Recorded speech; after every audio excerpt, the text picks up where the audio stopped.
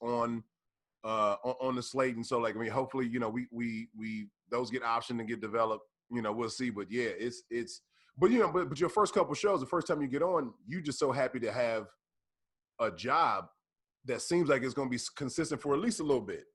Right. You're making the most money you ever made before, and so you just like, hey man, whatever these lines say, I'ma say them. Yeah. And then usually it's a director or somebody comes in that lets you do you. And for me, that was Reggie Hudlin, and I'm gonna say Richie Keene, who directed my special, were the two TV directors that were like, yo, are they letting you, like, you real funny off camera? Can you like, you want some room? And I'm like, man, it ain't my show. So like, I mean, if I can get some room, I'd love it. But I'm not on the billboard. So Naeem was talking about how great Reggie. I think that was Naeem I was talking with, and he was saying how great Reginald Hudlin is. Anybody that don't know Reginald Hudlin? It might have been Lamorne. It might have been Lamorne who talked about Reginald Hudlin. But he did House Party. He directed Boomerang. He got classics under his belt, man. Classics. Did he help with Boondocks also? Yeah. Classics. Icon out here. I'm gonna try to get him on here one day. I'm sure he won't answer my call, but man, let me know. I'll hook you up. I'm like this, and that's my dude, man. I love Reggie, man. Reggie's always been super dope, and he's just that dude. Like he's that dude. Who's like, we're gonna get 4 takes of what they want, and he's like, I'm gonna do 2 more for you. Do whatever the fuck you. He give you 2. You do whatever the fuck you want, and then you get to that point where now the crew is like, oh, if we let him go off and give him time. I mean, I got to the point where I was like, especially when I was working with Kate Walsh, she was so dope. I would switch this, dude. I was Bad Judge, right? That was Bad Judge, dude. Like, and in between, like, some of the producers, and then we had a new showrunner, which at that point I was like, we canceled. But like, I was like, now I can really do whatever I want. So I would have scenes where I'm like, Kate, let's switch dialogue completely. You learn my lines, I learn yours. If we're supposed to be best friends, it shouldn't sound weird, right? And then the scene is funnier because like it made her stuff more masculine and made mine more feminine, and it wasn't weird. It was like, oh, these are just best friends, and I was like, it works. There were moments where like I'd be sitting back and she's putting on makeup, and I was like, yo, let me put your makeup on for you. Like, you don't know what you're doing. Oh, nice. Right. You know what I mean? I was like, it was a funny scene because like nobody expects a bailiff with a gun to be putting powder on her face. Right. You know what I mean? It was just a funny thing to look at. So but it was cool how directors do that. Directors like, oh man, let me give you a shot. He also like that. This is a funny moment right here. No, he came up with that, and then you start getting a little more credit on set. Now, was there any time that director have given you freedom and you fumbled the freedom and you're like, you know what, let's just stick to the script? Because I've done that. I'm like, if these motherfuckers would just let me do me, and then they let me do me, and I'm like, I'm sorry, that was a terrible mistake. Man, I was on Whitney one time, and they finally got comfortable with me, and I had a joke, and I was like, I'm just gonna do it, bro. That shit bombed so hard, and everybody's like, and that's in front of a live studio audience, right? And this halfway through the show, we got another 3 hours to shoot this bitch, and I'm sitting, everybody's like, oh, okay. Now the audience don't trust you. They're like, no, we don't know about this one. Man, and that's hard to do. I'm putting on chapstick. I don't apologize by putting on chapstick on my podcast. That's one reason why I keep drinking this coffee, because I don't want to.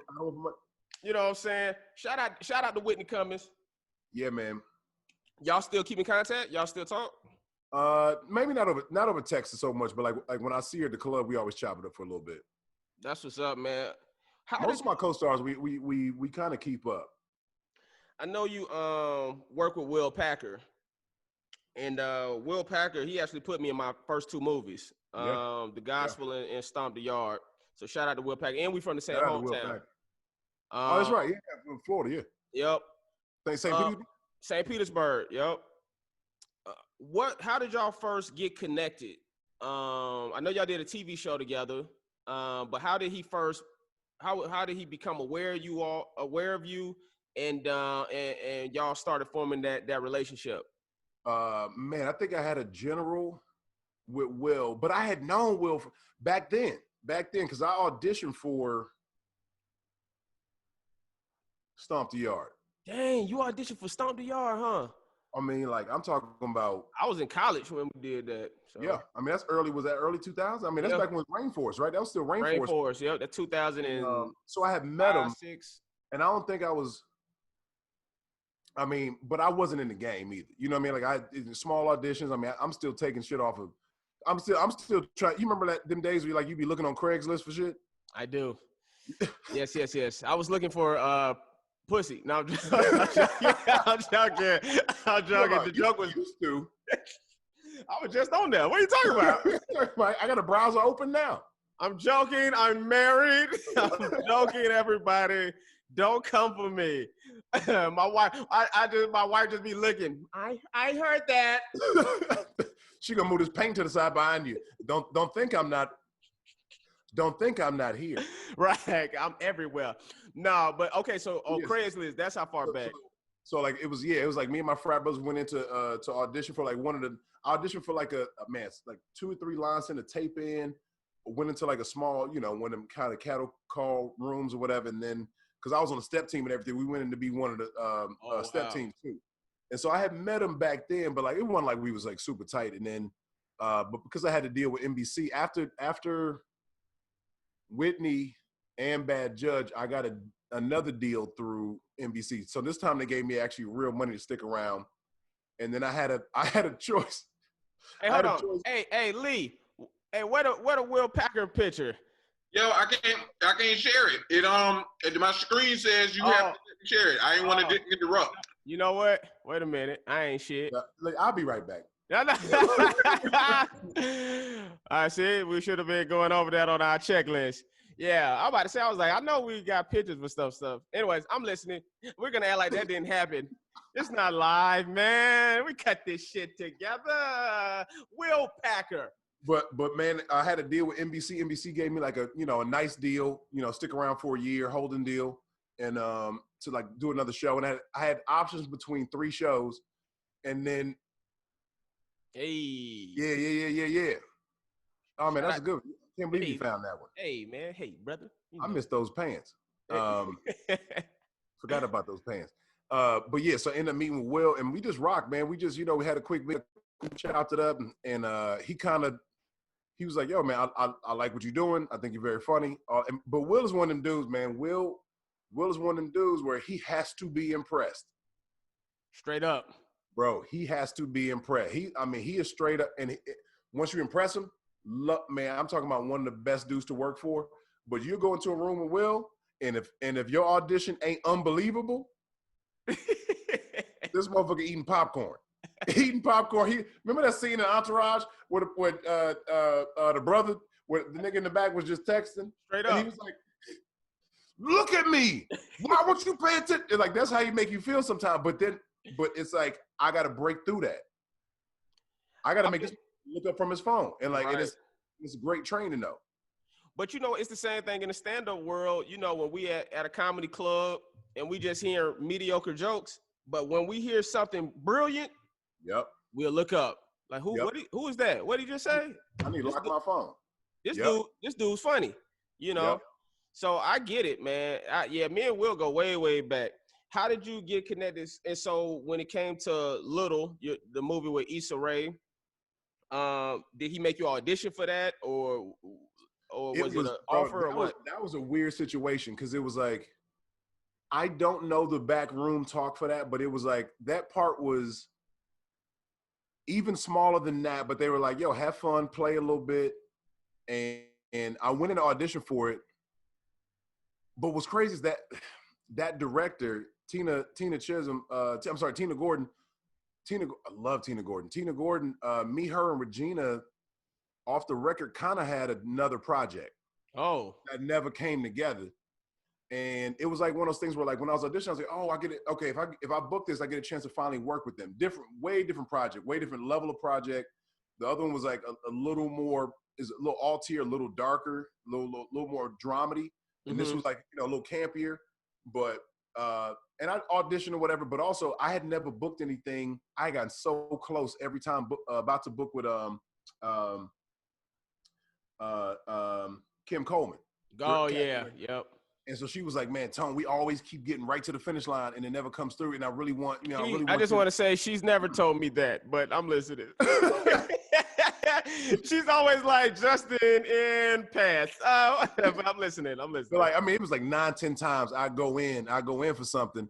And I mean, because I'm that nigga, bro. I straight up, like, if my audition time is at 1:00 and I'm like, what time they start though? And they like 9:30. I'm like, I'll be there at 9. Nah, straight up. I know I'm going at 1, but I go first. I'm going first. I come back at 1:30, but you're gonna see me at 9. And what's your mindset behind that? I don't want to alter because man, how many people do we see go in the room that we also fans of? You know what I mean? Like, you be sitting next to dudes, you like, dude, I mean, and you peers now, and you I mean, when I see you in the room, I'll be like, God damn, Justin funny as fuck. What would you start thinking about what other people bring to the table. Right. And I don't want to think differently about what I put together. Yeah, because I done been in a room. I don't want to hear nobody. I don't want to see, man, if I walk out and I see Bill Bellamy, D. Ray, and Lamorne right before me, I'm like, these niggas are made. I don't even know. I was talking to Lamorne about that. Lamorne is literally my Achilles heel in Hollywood. It was between me and him for New Girl. Yep. It was between me and him for Barbershop 3. Mm. So yeah. So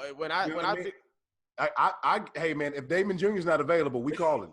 I'm like, let me know. I just go in. Has Damon passed yet?